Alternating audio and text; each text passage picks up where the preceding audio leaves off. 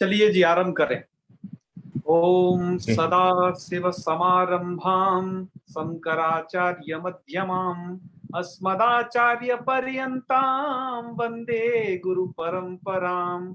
वाक्यकारं वररुचिं भाष्यकारं पतंजलिं पाणिनिं सूत्रकारं च प्रणतोऽस्मि मुनित्रयम्। सर्वेभ्यो नमो नमः। भवतां सर्वेषां विसर्ग संधि प्रकरणे स्वागतम सुस्वागतम। हम जो विसर्ग संधि आज आप लोगों के सामने जो बताने जा रहे हैं, यह इतनी महत्वपूर्ण संधि है, क्या बताएं इसके बारे में। बड़े बड़े ये महत्वपूर्ण इतनी है कि इसका प्रत्येक वाक्य में प्रयोग होता है। इसकी महत्वपूर्णता सबसे पहले देखिए सूर्यकांत जी। जी। लगभग प्रत्येक वाक्य में विसर्ग संधि का यूज होना ही होना है, क्योंकि विसर्ग कहीं ना कहीं आएगा, उसको कुछ ना कुछ काम आपको करना होगा। ओके जी। जी। अच्छा, तो महत्वपूर्णता इसकी इस बात से जानी गई कि ये जो है प्रत्येक वाक्य में इसका आना निश्चित है।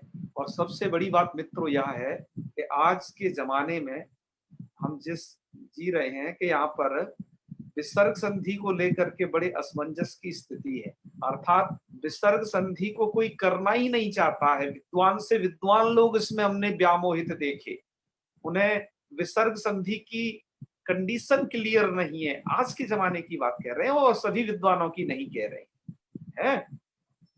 तो जी। ये विसर्ग संधि को कर लेना भी बहुत आवश्यक होता है। अर्थात ये विसर्ग के कुछ परिणाम होते हैं जो हमने यहाँ लिखे हैं। विसर्ग आपको इन रूपों में मिलता है तो आप व्यामोहित हो जाते हैं कि भैया ये क्या है, और विसर्ग तो आपका प्रत्येक वाक्य में आना निश्चित है। जी। तो ये हमने लगभग 10 परिणति लिखी है। इस परिणति का आधार एक तो हमने सोचा कुछ वो है, और दूसरा जो इसका मुख्य आधार है, एक संस्कृत भारती से प्रकाशित पुस्तक है संधि, जी महाबलेश्वरम भट्ट के द्वारा विरचित वह पुस्तक है। वह पुस्तक इसका आधार है। और विसर्ग संधि को ऐसे ही पढ़ाना चाहिए मित्रों। आज हमने कोई सूत्र नहीं यहाँ पर दर्शाया है। आज हम पहले केवल उदाहरणों पर, कुछ ऐसी चीजों पर चर्चा करेंगे, उसके बाद सूत्रों की कंडीशन में तो हम बाद में प्रवेश करेंगे। जैसा कि आप जानते हो, हम दो तरीके से आपको स्वाध्याय कराते हैं, आगमन विधिनाध्ययनम और निगमन विधिनाध्ययनम। तो आज आपका प्रवेश है आगमन विधिनाध्ययनम इसमें। जी। तोला जी, तो मित्रों विसर्ग को कहीं क्या क्या हो जाता है। विसर्ग कहीं बन जाता है या, देखिए मैं आपको एक एक उदाहरण प्रस्तुत करूंगा, ऐसे नहीं बता करके पूरा। ये विसर्ग कहीं कहीं बन जाता है या, देखते जाइए, कहीं कहीं विसर्ग यह बन जाता जी। है। का मेरा तात्पर्य क्या है, एक बार अपना तात्पर्य स्पष्ट करते हुए तब इसका व्याख्यान प्रारंभ करता हूं। जो ये 10 नंबर मैंने लिखा है, ये जी। सबसे लास्ट की कंडीशन बनती है। मतलब विसर्ग वो कहां बनेगा, ये तो एंड की कंडीशन में है। विसर्ग से पहले वो क्या क्या बन सकता है, वह विसर्ग किन किन रूपों को धारण कर सकता है, वो कंडीशन मैंने इससे पूर्व लिखी है। अब वो कंडीशन बनेगी कैसे कि कोई वर्ण पूर्व में रहेगा, कोई पर में रहेगा, तो ऐसे विसर्ग में विविध बदलाव आएंगे। विसर्ग तो अंतिम स्टेज है। अंतिम स्टेज का मतलब जब और कोई कार्य ना हो रहा होगा तब भाई विसर्ग कर दो, अंतिम कंडीशन ये है। जी। ठीक है, जी। हाँ हाँ, तो ये है बात की। ठीक है, तो चलिए उसके लिए खर्वसार विसर्जनी जैसे चीजों को आप जानते हैं, तो आइए इसकी परिणति देखिए। तो पहले वो यह रह सकता है, कहीं पर वो विसर्ग होना चाहिए था वहां, लेकिन वो र के रूप में आपको दिखाई दे रहा है। कहीं विसर्ग होना चाहिए था कहीं सवाले स के में, कहीं सवाले स में, कहीं सवाले स के रूप में आपको परिलक्षित होगा। कहीं पर वो विसर्ग ओ जैसा रूप बन जाएगा।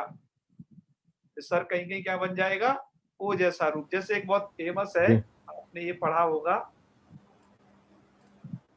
मैं यहाँ पर इसको लिख रहा हूं, रामो राजमणि सदा विजयते। रामो राजमणि सदा विजयते। तो रामो कहाँ बनेगा? बहुत सारे छात्रों को चक्कर में डाल दिया जाता है। वो कहते हैं बताओ रामो रूप कहाँ बनेगा? अब राम शब्द का रामो तो कहीं बनता नहीं है। बनता क्या है? रामे तो बनता है, देखा है भैया, रामे सप्तमी में। और इन उन 21 विभक्ति में से रामो तो कहीं बनता नहीं है। तो भैया ये रामो क्या चक्कर है? ये कहाँ का रूप है? कहा ये प्रथमा का ही रूप है, क्योंकि जो राम था वो विसर्ग था, वो परिणत हो गया किसके रूप में? ओ के रूप में, क्योंकि रामो के बाद है राजमणि। ठीक है जी। तो वो आपका ओ बन सकता है। ओ के बाद यदि क ख से पहले हो जाएगा तो वो अर्ध विसर्ग बन जाएगा। यदि वो प फ से पहले हो जाएगा तो वो तब भी अर्ध विसर्ग बन जाएगा। थोड़ा इनमें क्या है, ब्राइटनेस ज्यादा आ गई है, आपको थोड़ा दिखने में ये वाले को दिक्कत हो रही होगी पापा को। खैर कोई बात नहीं, इसको आगे हम चल के सही कर देंगे। आज ये बहुत जल्दी बनानी पड़ी, सिर्फ आधे पौन घंटे में बस बना पाए इसे, सोच साच के क्या क्या लिखें। जी दिख रही है, अच्छे से दिख रही है। हाँ, उसके बाद एक कंडीशन ऐसी आएगी 9 नंबर पर कि वहां विसर्ग भी न रहेगा और इनमें से कोई अक्षर नहीं रहेगा, मतलब कुछ भी नहीं रहेगा, इसलिए क्रॉस का निशान दिया हुआ है। जी वहां कुछ भी नहीं रहेगा, ऐसी भी कंडीशन आएंगी। इन कंडीशन को ध्यान रखिए, हम आपको सद्य उदाहरण देने वाले हैं, ठीक है। जी और हाँ, कहीं ऐसा भी होगा कि आपको विसर्ग दिखाई देगा, है ना। इतने रूपों में ये बदलेगा। तो कहिए सूर्यकांत जी, कितने सारे, ये तो नाना रूप धरा है, ये तो विचित्र रूप जी धारण कर लेता है। इसको पहचानना कितना कठिन है, क्यों जी? जी इसको पहचानना कठिन पड़ेगा क्या नहीं, आप बताइए। जी क्योंकि इसके तो बहुत ज्यादा रूप बदल रहे हैं, क्यों जी? जी जी और मैं आपको बताऊं, इसकी स्थिति प्रत्येक वाक्य में बनती है। और सबसे ज्यादा जो दुखी करता है संस्कृत पढ़ने वालों को, ये विसर्ग संधि का ही प्रकरण करता है। पर मैं आपको जिस तरीके से बता रहा हूं, आपको कोई अब समस्या नहीं आने वाली। जो मैंने आपसे कहा था कि जो थोड़ा 5% हिस्सा बच गया है इस संधि का, तो वो यही है वो हिस्सा।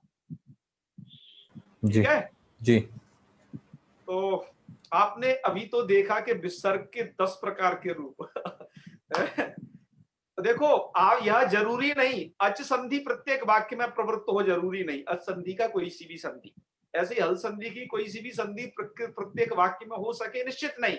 लेकिन विसर्ग संधि के सबसे ज्यादा चांसेस हैं, और इस विसर्ग संधि को छात्र नहीं समझ पाते हैं। इसका सबसे बड़ा कारण है कि सबसे बड़ा कारण यही है कि इसको पढ़ाने का तरीका हमें अपने गुरुकुलों में बदलना होगा। है, हम अध्यापक लोग हैं, आप सभी भी हैं उसमें सम्मिलित। इसका अध्यापन तरीका हमें बदलना होगा। ऐसे नहीं कि केवल सूत्र स्टार्ट कर दिए, विसर्ग संधि के विसर्जनीय से सह बासरी सज स्वरूप, ये सब स्टार्ट कर दिए, इससे नहीं होने वाला है। पहले आपको उसका मौलिक चीज को समझाना पड़ेगा, ठीक है। तो आइए अब करते हैं ये सब बात करके दूसरी स्लाइड में प्रवेश। इसको थोड़ा ध्यान से देखिएगा, क्योंकि इस स्लाइड का आधार जो है वो हमारा कुछ स्वानुभव और पुष्पा माता जी दीक्षित जी का भी एक पुस्तक है, उसको थोड़ा सा आधार बनाया है। विसर्गस्य उत्पत्ति है मूल कारण, ये थोड़ा शोध का विषय है ना। विसर्ग की उत्पत्ति में मूल कारण क्या होता है? कहने का मतलब ये है कि किस शब्द को विसर्ग बनने की संभावना होती है। तो हमने जो अभी तक खोजा, आप लोग भी थोड़ा खोजेंगे, है ना। पर हमें, हमारे खोज में अभी तक आया वो है कि एक तो स को विसर्ग की कंडीशन में पहुंचता है। यहाँ पर विसर्ग की कंडीशन का मतलब यह है कि अभी जो 10 स्थितियां पढ़ी, जी तो यह स जो है उन 10 स्थितियों में पहुंच सकता है। पर अंतिम में विसर्ग इसलिए रखा कि हाँ, विसर्ग की कंडीशन बनती है, तो स को विसर्ग हो सकता है ना। अर्थात हमें जो संपूर्ण संस्कृत वाङ्मय में जिन शब्दों से विसर्ग की उत्पत्ति दिखी, वो यही है सबसे ज्यादा तो आपको मिलेगा कि ये सजातः, मतलब सजातः विसर्ग, स से उत्पन्न विसर्ग मिला। ये स से उत्पन्न विसर्ग की जब हम मित्रों बात कर रहे हैं, तो ये हम बात कर रहे हैं सु औ जस, यह जो आप अजंत पुल्लिंग में प्रत्यय पढ़ने वाले हो, सु जो विभक्ति आती है, सु का सकार है ये, सजात विसर्ग का मतलब क्या है, यहाँ पर सु का के सकार। सकार की बात की जा रही है। जी तो ये हमें कहीं सजात विसर्ग मिलेंगे, है ना। अच्छा, कुछ एक आध जगह ऐसा भी हो सकता है, जैसे पयस का वहां, तो वहां पर सु के सकार के अलावा भी जो प्रातिपदिक का सकार है उस संबंधी भी विसर्ग हमें मिलेंगे। ओके, तो स के साथ दो प्रकार की कंडीशन है, विभक्ति का सकार हो सकता है या किसी प्रातिपदिक का सकार वो हो सकता है। विभक्ति प्रातिपदिक क्या होते हैं, घबराइए नहीं, ये शब्द न समझ में आए तो हम आपको अजंत पुल्लिंग में अच्छे से समझा देंगे। जी ठीक है, तो स से उत्पन्न विसर्ग हमें एक तो संस्कृत वाङ्मय में मिलता है। यह आप थोड़ा समझने में दिक्कत होगी हाल फिलहाल के, पर आप इसे समझ जाओगे धीरे धीरे। एक हमें र से जात विसर्ग मिलता है। र से जात विसर्ग का मतलब है जैसे पुनर, पुनर में र है ना। और जी तो इसको, ये क्या है कि ये विभक्ति का नहीं है, ये सब प्रातिपदिक का है रे।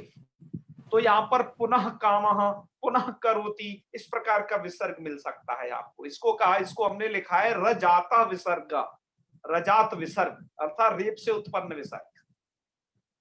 जी आपको तीसरे नंबर पर यहाँ पर लिखा है ये म जात विसर्ग, मकार से उत्पन्न आपको विसर्ग की स्थिति हो सकती है, जैसे म से जात स्थिति आपको मिली है पीछे, समा सुटी, सम के मकार को रू वगैरह हुआ, मां को वहां पर है, और जी समा सुटी में मिली थी। और कौन सूत्र था उसके बाद, पुमा खय्यम पुम परे, जी तो वहां पर आपको म जात विसर्ग की कंडीशन कुछ मिली थी। हालांकि अलग बात है, वहां वो विसर्ग नहीं बन पाया, वो विसर्ग को सकार ही हो गया वहां पर उसको, ठीक है ना।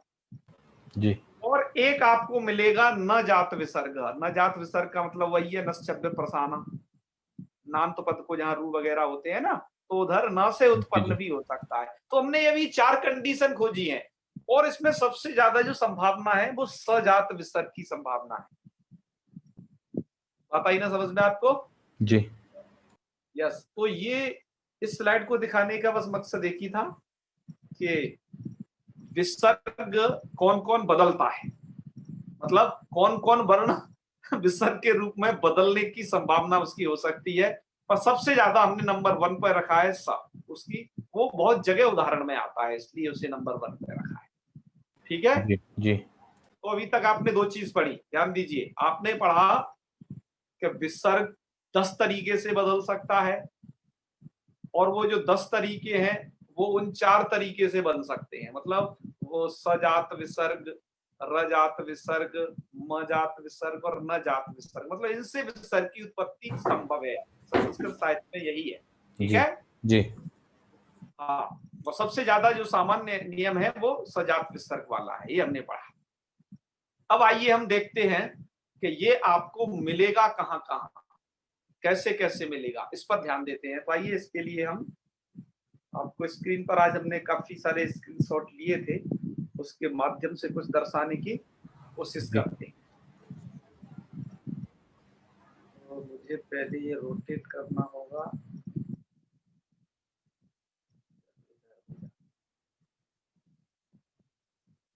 ये रोटेट नहीं हुआ ना अभी? नहीं नहीं, आप उसी में पोर्ट्रेट में। एक मिनट, इसे होना चाहिए। वो मोबाइल घुमाएंगे तो होगा। अब हो गया है ना, जी कुछ देर बाद उसको शॉर्ट लगा। हम जिनकी बात कर रहे थे अभी कि कहाँ कहाँ पर उसको विसर्ग रहता है, कहाँ सकार होता है ना, और कहाँ वो अर्ध विसर्ग बन जाता है, कहाँ जी वो ओ बन जाता है, ये 10 तरीके जो थे। जी जी हमने गीता में से, एक गीता व्याकरण नाम की पुस्तक है, वहां से कुछ स्क्रीनशॉट लिए हुए हैं उस पुस्तक से, आपको ये दिखाने के लिए कि वो विसर्ग की वास्तविक परिणतियां कैसे कैसे होती हैं, बस ये बताने के लिए लिया है। ठीक है, जी तो चलिए हम एक एक करके, हम अभी सूत्रों को नहीं देख रहे हैं, हम पहले उदाहरणों को ही देखेंगे। तो आप देखिए यहाँ पर, सर्व कर्म फल त्यागम प्राहुस त्यागम विचक्षणा, तो प्राहुस्त्यागम पर आप गौर कीजिए, क्या है आपके सामने, प्राहुस्त्यागम। तो जी। प्राहुस्त्यागम में देखिए प्राहु ऐसा विसर्ग था, लेकिन वो सकार के रूप में बदल गया, तो प्राहुस्त्यागम है ना। जी जी ये गीता के 18वें अध्याय का श्लोक था। ऐसे ही एक जगह और है गीता में, काफी जगह होगा, इन्होंने कुछ दिए हैं कि आत्मन्येव च संतुष्टस्तस्य कार्यम न विद्यते। तो संतुष्ट ऐसा होना चाहिए था, लेकिन जी क्या हो गया यहाँ पर, संतुष्ट मतलब वो विसर्ग सकार के रूप में बदल गया। जी ठीक है, तो ये आपने समझा अभी तक। कहीं कहीं पर वो नहीं भी बदलता है, जैसे यतयः संसित व्रताः, यतयः संसित व्रताः, ऐसा भी हो जाता है। ठीक है ना, ये बांसुरी वाला नियम था, ये आपको बताएंगे। चलिए आगे बढ़ते हैं। दिशश्च, आप यहां देखिए दिशश्च, जी ये आपका श्लोक है, द्यावा पृथिव्योरिदमन्तरं हि व्याप्तं त्वयैकेन दिशश्च सर्वाः। गीता के 11वें अध्याय का यह श्लोक है, भगवान के विराट स्वरूप का वर्णन है इस श्लोक में। तो दिशश्च, तो वहां पर दिशः च ऐसा है, तो जी वहां पर जो विसर्ग बदला है आपका, वो तालव्य शकार के रूप में बदल गया है, दिशश्च। ऐसे ही आप पढ़ते हो ना, रामश्च, जी ऐसे कई बार के जो मतलब च ऐसा आपको मिलता होगा, तो आप उसे समझ जाना। अतश्च्यवंती का भी दे रहे हैं, ये क्या है, अतश्च्यवंती। ठीक है, चलो ऐसे बदल जाएगा। चलो, और फिर आगे इन्होंने दिया है विसर्ग ओ के रूप में कहां बदलता है, इसका आप देखिएगा। जयोस्मि व्यवसायोस्मि सत्वम सत्ववतामहम, गीता में 10वें अध्याय में। जी जयोस्मि, जयः प्लस अस्मि, जयः विसर्ग था, लेकिन विसर्ग ओ में कैसे बदल गया, ये बदल गया। हमें आपको बदलाव दिखा रहे हैं, कैसे बदलेगा, कब कब बदलेगा, ये सब नियम हम आपको पढ़ाएंगे स्पेशली, तब वहां पर आप डिटेल जान लीजिएगा। जी ठीक है, जी जी हाँ चलिए। तो एक तो ये यहां पर बदल सकता है, ये जयोस्मी वाली संधि में। दूसरा एक हसी च वाली भी संधि है, वो वहां पर भी बदलता है, उसका उदाहरण ये आगे दे रहे हैं। क्या यहीं पर है क्या वो उदाहरण, यस। तस्मात्त्वमुत्तिष्ठ यशो लभस्व जित्वा शत्रून् भुङ्क्ष्व राज्य समृद्धम, समृद्धम है ना। जी भगवान कृष्ण कह रहे हैं अर्जुन, अर्जुन से कह रहे हैं तस्मात् त्वमुत्तिष्ठ यशो लभस्व, तस्मात् त्वम उत्तिष्ठ, तुम खड़े हो जाओ और यशो लभस्व, यश को प्राप्त करिए। तो यशो लभस्य में यशः सब यशः होना चाहिए, यशः लभस्व, यशः यशसी यशांसी, इस प्रकार किसके रूप चलते हैं। तो जी वो क्या बन गया, विसर्ग ओ और ओ के रूप में चेंज हो गया। ठीक है जी, ऐसे ही आता है राजर्षयो विदु, गीता के 4थे अध्याय में है ये। तो राजर्षयो विदु क्या है, राजर्षयः प्लस विदु था, और जो आपका विसर्ग किस तरीके से परिणित हुआ, राजर्षयो विदु, ये उसको ये हुआ। ठीक है, जब हम विसर्ग की परिणति की बात करते हैं, तो उसके मूल में वो 5 चीज रहती हैं, वो 4 चीज जो आपको बताई, या तो स हो सकता है, या वो र हो सकता है, और सबसे ज्यादा कम मिलेंगे आपको म और न, वो तो गिने चुने उदाहरण है आपके सामने। ठीक जी है, जी हाँ उसकी बात की जा रही है।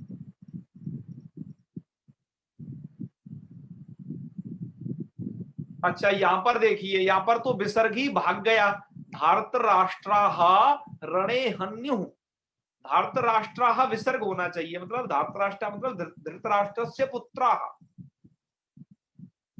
बहुवचन है। तो धार्तराष्ट्राः रणे हन्युः, यहाँ तो विसर्ग है नहीं। अभी विसर्ग कहाँ चला गया, लोप हो गया जी, आपको पता है। और कोई अनाड़ी होगा, आचार्य जी यहाँ पर ये कैसे पता करेंगे कि यहाँ पर विसर्ग था। हाँ, ये कैसे पता करेंगे ना, बिल्कुल, जी ये जी आचार्य बहुवचन जी। का रूप है धार्तराष्ट्राः। और ये पता कैसे होगा, आपके लिए रूप पहले तो याद होना चाहिए, और दूसरी बात ये है कि विसर्ग संधि की जब थोड़ा आपको जानकारी हो जाएगी ना, अभी तो चूंकि आप थोड़ा सा देख पा रहे हो उसे, तो आप उस नियम के अनुसार समझ जाओगे कि ये चीज पर में रहती हैं और ये चीज पूर्व में होती हैं, तब वहां पर सबसे ज्यादा आशंका ये है कि विसर्ग का लोप हो गया हो शायद। जी जी आचार्य। तो नियमों से आप पकड़ सकते हो। दूसरी बात, धृतराष्ट्र देखो, धृतराष्ट्र से धार्तराष्ट्र बना रूप, जी धार्तराष्ट्र, धार्तराष्ट्र, धार्तराष्ट्राः, ये बहुवचन में बनेगा। जी अच्छा, धार्तराष्ट्रा इस प्रकार का आकारांत तो नहीं बनेगा कहीं पर भी सातों विभक्तियों में, जी जी या जी तो धार्तराष्ट्र प्रथमांत बनेगा इस प्रकार का, है ना। तो जी इसलिए जी लगता है कि यहाँ पर विसर्ग का लोप हुआ है। और वो लोप का नियम क्या है, कैसे हुआ है, वो नियम तो हम आपको बताएंगे ही, बस सूचना ये दे रहे हैं कि विसर्गों का लोप भी हो जाता है। अभी आपको एक जगह दिखा रही है, दिखाया है, दूसरी जगह भी दिखाते हैं। जी जी और आचार्य। बहुत सारे जो विद्वान मन्या हैं वो जब चेक करते हैं, प्रूफ रीडिंग करते हैं, है ना। अब तुम सब कुछ लोग पीएचडी कर चुके हो इसमें, तो वो प्रूफ रीड में क्या करते हैं, ऐसी चीजों को जबरदस्ती विसर्ग जगह लगा के ठोक देते हैं। जबकि सच्चाई यह है कि यहाँ तो एक संधि हो चुकी है, उसके कारण विसर्ग नहीं है। आप यदि विसर्ग लगाते हो तो वो गलती मानी जाएगी आपकी, जी जी ठीक है। हाँ, आजकल की संस्कृत में तो बहुत ऐसा कर दिया गया है कि वहां तो विसर्ग लगाओ बच्चों को समझाने के लिए आराम से, वो एक अलग कंडीशन है।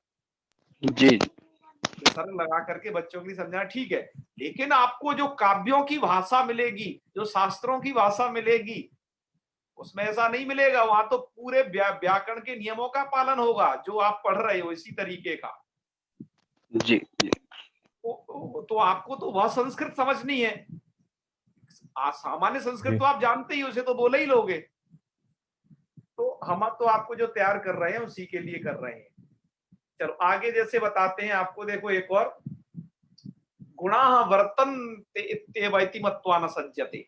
तो गुणाः वर्तन्ते ऐसा होना चाहिए था, देख रहे हो गीता के 14वें अध्याय का श्लोक। जी लेकिन विसर्ग कहां भाग गया, चला गया जी। ये तू परंतु नरा भक्त्या है ना, ठीक है, चल गया। अब ऐसे ही देखिए, यही संस्पर्शजाब होगा दुख योनय एवते। तो दुख योनयः बहुवचन का रूप है योनि शब्द का। दुख योनि दो अर्थात दुख से कारणम, अर्थात जो संस्पर्शजा भोग हैं वो दुख के कारण है। तो दुख योनयः एवते, यहां पर क्या होना चाहिए, विसर्ग होना चाहिए था, लेकिन इन संधि के नियमों के कारण विसर्ग बेचारा उड़ गया। ऐसे ही संस्पर्शजा भोगा में से भी वो विसर्ग उड़ गया, नहीं रहा, ठीक है। जी तो कहीं जी कहीं जी पर विसर्ग को हटा देना भी क्या है, संधि है। चलो ए वाली एक चीज और देख लेते हैं। ए तत्तदोषलोपो पूर्ण समास से अली सूत्र आप आगे पढ़ोगे, उसमें देखो, आप देख रहे हो एक जगह आता है गीता में कि काम एष क्रोध एष रजो गुण समुद्भव, आता है ना।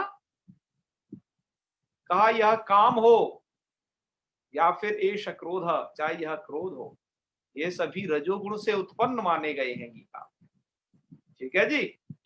जी तो बताइए, एषः विसर्ग होना चाहिए, तो आप तो यही रूप जानते हो ना, एषः ऐसा विसर्गांत रूप। जी जी जी विसर्ग तो यहाँ भागा हुआ है, कहां चला गया जी।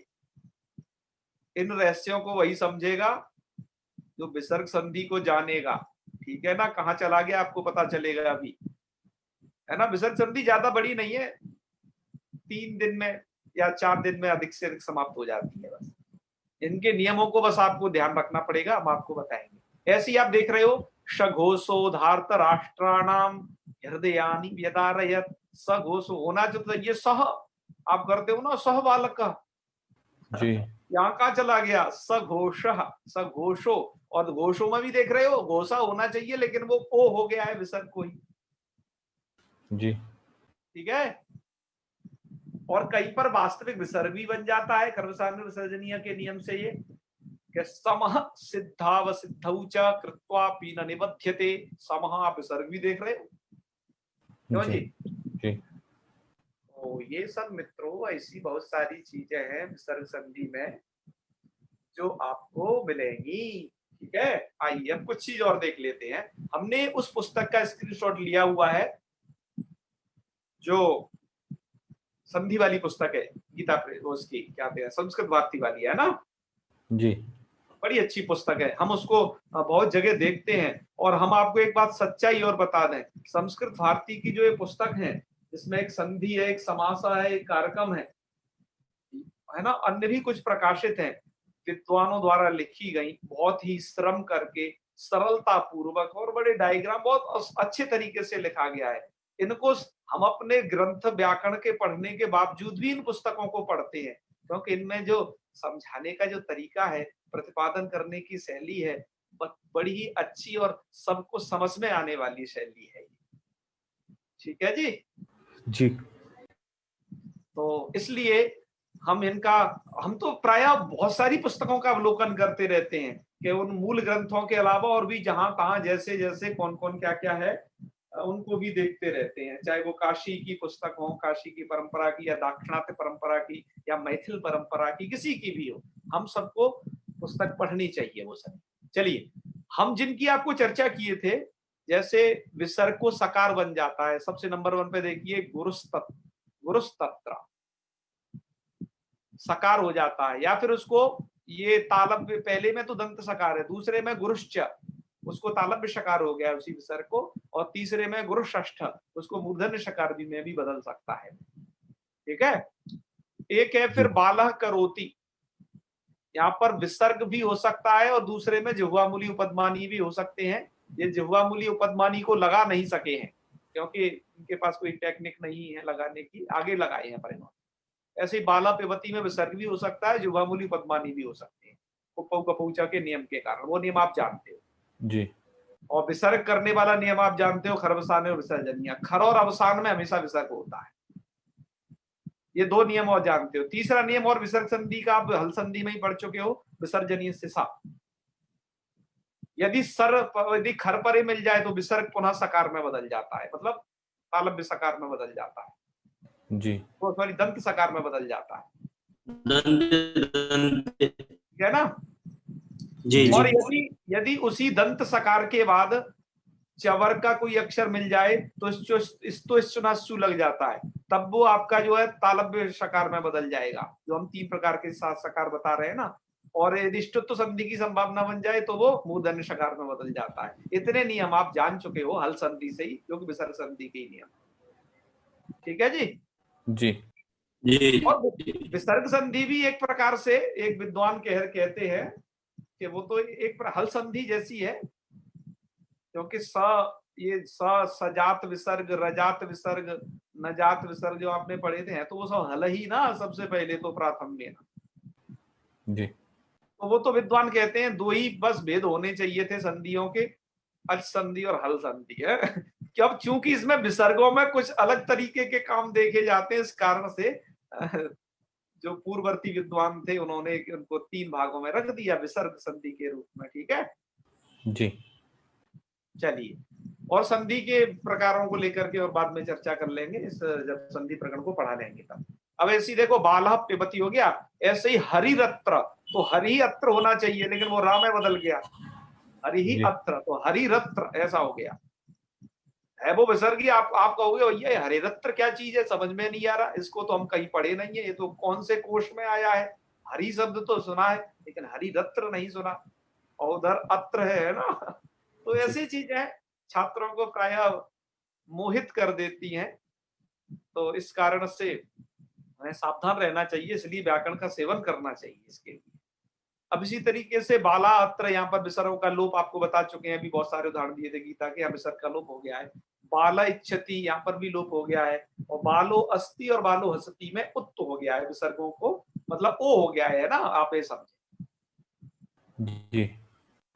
तो ये 10 तरीके से जो परिणमति है ये आपको बताई, इन्होंने यकार को 2 बार ले लिया है, अतः ये 11 हो गए हैं इनके अनुसार। हमने उसे एक तरीके का जान करके आप के समझ में अच्छे से जल्दी से आने के लिए उसे बता दिया है। तो क्या क्या होता है आप देख रहे हो, यह हो जाता है कहीं देवा य, संधि कार्यम का ये बीच बीच में देखते जाइए, बीच वाली स्थिति है संधि कार्यम की है। यह हो जाता है देवाय को देवाय ऐसा हो जाएगा, और वो अच्युता ऐसा हो जाएगा। कभी इक्षति को कविरिक्षति हो जाएगा, बालह च को बालश्च हो जाएगा चौथे नंबर, जी तो सकार में बदला है ना, क्योंकि आगे चवर्ग था, मतलब च्युत हो गया वहां सकार को, आप ये समझना।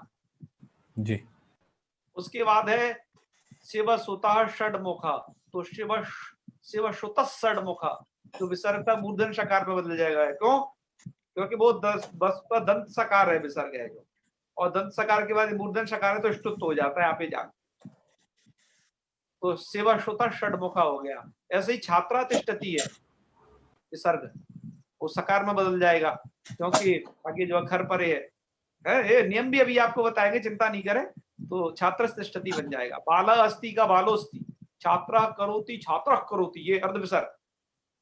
वृक्ष फलति का वृक्ष फलति, और बाला इक्षति का क्या बन जाएगा, लोप हो जाएगा। मित्रों यहाँ पर इन्होंने 10वें नंबर पर वो विसर्ग लगा दी है इस किताब में, ये दूसरे जगह दूसरे बार बीच में वो थोड़ा गलत लग गए हैं, ठीक है ना। आप इनको डिलीट कर दिएगा अपने दिमाग से, क्योंकि लिखने में मिसप्रिंट हो जाती है, तो वो यहाँ हुई है, बाल इक्षति यह होना चाहिए था संधि होने के बाद, जैसा कि आपने पूर्व में भी यहाँ पर ये पढ़ा था, बाल क्या पढ़ा था, बाल इक्षति 6वें नंबर देखिए, जी ठीक है ना जी।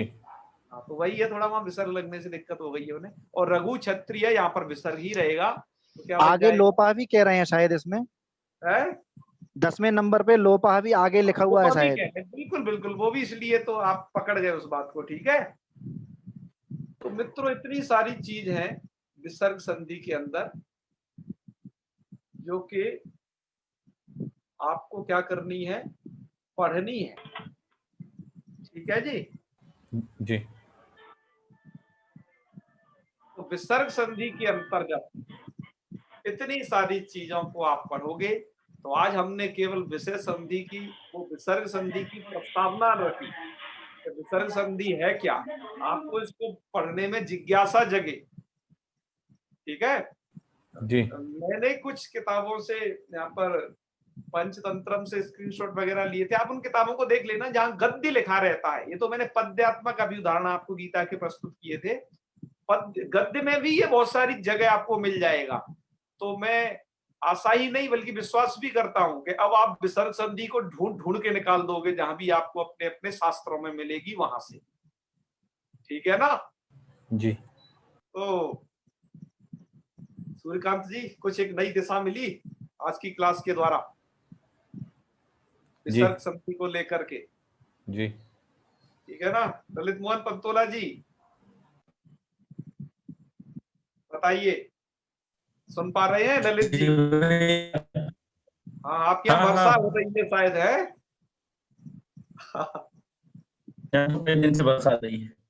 हाँ, तो मैं आज तो शायद आपको बहुत प्रकार के डाउट होंगे, यदि कोई प्रश्न भी हो नहीं पूछ सकते हैं, हालांकि आपके सभी प्रश्नों का उत्तर आपको 2-4 दिन में मिल जाएगा। और हमने आपको ग्रुप में वो कुछ संधि के लिंक भेजे हुए हैं, आज से बहुत पहले सर्दियों में पढ़ाए हुए थे पिछले वर्ष में। यही मैं भी सोच रहा था कि एक डाउट पूछूं, फिर सोचा कि नहीं पढ़ के समझ आ जाएगा। अच्छा अभी तो आपको ये जो मैंने आज पढ़ाया है, आपको डाउट अर्ध विसर्ग होता है। हाँ, वो जो अर्ध विसर्ग होता है जी, तो कई जगह जो हमको लगता है कि विसर्ग का लोप हुआ है, तो वही अर्ध विसर्ग ही रहता है क्या वहाँ? नहीं, बिल्कुल नहीं। कंडीशन अलग है, अर्ध विसर्ग की अलग है। जी इसी वही। अच्छा, दोनों में दिखता तो कुछ नहीं है हमें, है अर्ध विसर्ग का भी मैंने कहीं चिन्ह बहुत कम, रेयर, मतलब मुझे ध्यान भी नहीं है। हाँ, आपको ध्यान, क्योंकि देखो मैं बता रहा हूँ ना, अर्ध विसर्ग तो विदा कर दिया इस संसार से हमारे नए नहीं दिखता है वो, बल्कि वो उच्चारण में परिलक्षित होता है। जैसे देखिए, रामः पठति कहने में थोड़ा दिक्कत है, लेकिन रामः पठति इस प्रकार का प्रयोग मिलता था, रामः पठति, है ना जी। तो इस प्रकार का लोग प्रयोग करते हैं, मतलब उस विसर्ग का वो ओष्ठ उच्चारण करते हैं, पठती उपध्मानीय बोलते हैं, लेकिन जी, उसको जी। वो लिख नहीं रहे हैं। बिल्कुल बिल्कुल। पहले क्या तो था, प्रिंटिंग वाला की प्रॉब्लम के लिए भी शायद हो सकता है ना वो, जी प्रिंट करने में भी चूंकि परेशानी होती है, वो तो अभी अभी आए हैं सब फॉन्ट और वो सारी चीजें। हाँ, प्रिंट करने में। पर पहले के विद्वानों ने, मैंने प्राचीन किताब है मेरे पास कुछ, उन्होंने लगाया हुआ है कायदे से पुराने इसका शास्त्र में मतलब। थी। तब टाइप राइटर चलता था ना, तो टाइप हाँ, राइटर में रहता रहा होगा, लेकिन रहा होगा। फॉन्ट में, फॉन्ट आने के बाद थोड़ी सी परेशानियां चालू हुई होंगी। होता और है, इनमें आपने भी रहता है। फॉन्ट भेज दिए आप जिनकी चर्चा कर रहे थे। आचार्य अच्छा, जी, हाँ जी जी सूर्यकांत जी, जी। हाँ जी, होता इसलिए है कह रहा हूँ क्योंकि वेदों की टाइपिंग आज भी होती है और वेदों की टाइपिंग में कुछ भी नहीं छूटता है। हाँ सही कह रहे हैं, उसमें हाँ, हाँ, हमारी नहीं छूटता है। वाणी का एक एक हाँ। सिंबल फिक्स है। ये लोगों की इच्छा शक्ति ने ही छोड़ दिया है। सच बात है, तो बिल्कुल बिल्कुल, होता तो है। ठीक है जी। ना। हाँ हाँ, बैकरी जी कुछ कहना चाह रही हैं, बताइए। आचार्य जी नमो नमः। नमो नमः। ये उच्चारण के समय अर्धविसर्ग और पूर्ण विसर्ग कैसे समझे, उसका उच्चारण कैसे करें? जस्ट अभी पहले करके, इसी से पहले बताया था उच्चारण करके। हाँ, राम, लेकिन कहाँ पे अर्धविसर्ग का उच्चारण करना चाहिए जब बोलते हैं संस्कृत, तो अर्ध विसर्ग के लिए कहाँ उच्चारण करना चाहिए, आपने उसका नियम जान चुकी हैं आप। कुप्पहु कपौचा, कवर्गे पवर्गे परे विसर्गस्य हाँ। अर्ध विसर्गा। अच्छा जी। कवर्ग तथा पवर्ग परे रहते विसर्ग अर्ध विसर्ग में बदल जाएगा, तो जब वो अर्ध विसर्ग बनेगा तो उच्चारण वहां करिए उसका। तो वहां कर्म और क्रियापद का भी कुछ संबंध होता है क्या? इसमें जब पूरा वाक्य जब बोलते हैं, संभाषण करते हैं, अब वाक्य में तो संबंध होता है, वो अलग बात है। विसर्ग अर्ध विसर्ग से उसका क्या नहीं, लेना। वाक्य में मैं बोल रही हूँ, जब संभाषण करते हैं तो हाँ, संभाषण करते समय जो कर्म या क्रियापद है उसका विसर्ग से कोई संबंध है क्या? कर्म क्रिया का विसर्ग से साथ क्या संबंध होगा। विसर्ग अर्ध विसर्ग के साथ तो ये देखा जाता है, आगे कवर्ग है उसके परे या फिर आगे कब पवर्ग है, उसमें भी दो ही वर्ण केवल, क ख प फ। अच्छा, तो यही संबंध वहां भी देखिए रहेगा? उच्चारण करिए, जैसे रामः पठति, हाँ, वानरः खादति। तो दूसरी जो जगह मैंने जो नियम, युगात्मक का उच्चारण किया। हाँ, तो यही पूरे नियम उस पर भी लागू है, समान। अर्ध विसर्ग बोलना चाहिए, हालांकि एक अलग बात है, कुपौच कपौचा के द्वारा चकारात पक्ष में विसर्ग वाला भी रूप होता है। हमने वो अच्छा। 5 रूप पढ़े थे ना, हाँ है निरीन पाही वाले। हाँ। वो एक अलग बात है कि पक्ष में विसर्ग वाला भी रूप होता है, लेकिन अर्ध विसर्ग भी तो होता है, ये भी तो एक मत है। वही थोड़ा जानना चाहती थी क्या है। तो क और ख के परे रहते जहां आपको विसर्ग मिल जाए, आप प्रयास करिए उसको अर्ध विसर्ग ही बोलिए, उसे बोलने में ज्यादा सौकर्य है, आपकी जिह्वा को लघुता है। जी। ठीक है ना। जी, धन्यवाद। हाँ हाँ, बिल्कुल बिल्कुल। तो सूर्यकांत जी, आज ये प्रस्तावना ही पर्याप्त है, सूत्र कल से स्टार्ट कर देंगे। जी अब जी आप अपने दिमाग में, अब मतलब अपने दिमाग की बत्ती जलाइए और आज जो पढ़ाया है इन सब विषय को थोड़ा चिंतन करिए। ये आपको विसर्ग संधि का कितना जरूरत पड़ने वाली है, क्योंकि विसर्ग तो हर वाक्य में प्रयोग होना है, तो वो इन रूपों में बदल जाएगा। उसके आपने देखे ना, जैसे पहले के राक्षस हुआ करते थे ना, तो वो कुछ भी रूप धारण कर लेते थे, जो चाहे वो बन जाए। तो विसर्ग भी कुछ ऐसा ही है। तो इसको आप पहचानना सीखिए दिव्य दृष्टि के द्वारा। जी जी। तो आचार्य जी, वो परसों वाला प्रश्न था जो कल बताएंगे, नहीं बताए और कहे कि आज बताएंगे, तो अच्छा, अरे रे रे, वो उसका सिर्फ यह उत्तर है कि वह जो तुक संधि होती है वो संहिता के विषय में होती है। जो छेचा वाली तुक संधि है वो संहिता के विषय में होती है। इसलिए वहां पर क्या था, जो जो भी उदाहरण प्रस्तुत किए गए थे, वहां पर एक पद ऑलरेडी बन चुका है, उसके बाद दूसरे पद में उसका निमित्त स्थित है। उदाहरण आपको याद है क्या है वो गीता का? गुरुजी बोर्ड पर वो है ना ब्लैक बोर्ड, उस पर समझा दीजिए। उदाहरण क्या क्या बताया था, एक बार बताओ।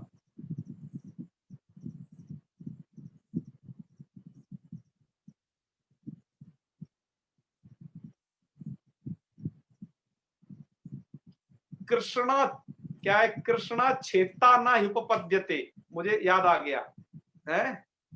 कृष्ण छेता न उपपद्यते। हाँ, कृष्ण छेत्तुम ये था, है ना? हाँ, ये बिल्कुल कृष्ण छेत्तुम उपपद्यते, बिल्कुल बिल्कुल। तो यहाँ पर ध्यान दीजिएगा, कृष्ण संबोधन का रूप है जी।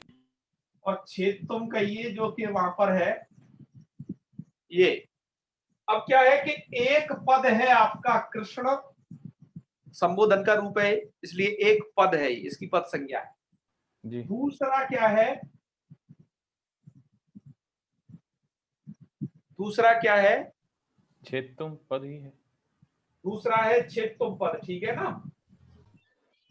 ये जो भी संधि होती है वहां होती है, उनमें संहिता होनी चाहिए। संहिता का मतलब होता है, संहिता का मतलब क्या होता है कि जहां पर पदों का निरंतर उच्चारण कर रहे हो आप, ठीक है? यहां पर संहिता नहीं है। अतः ये जो आपका 6 सूत्र है, 6ठे अध्याय का है, संहितायाम के अधिकार में आया हुआ सूत्र है, ठीक है ना? अत्यंत समीपवर्ती, बिल्कुल। तो इसलिए क्या होगा, यहां संहिता नहीं होने से तुक भी नहीं होगा। आप कहोगे कि अरे भाई आपने शिव छाया में कैसे कर दिया, है ना? अब जी। देखिए शिव छाया की स्थिति क्या है, शिव छाया, और मैंने आपको बताया है कि ये शिव संबोधन का रूप नहीं है, यहाँ समास है, ये पूरा एक पद है।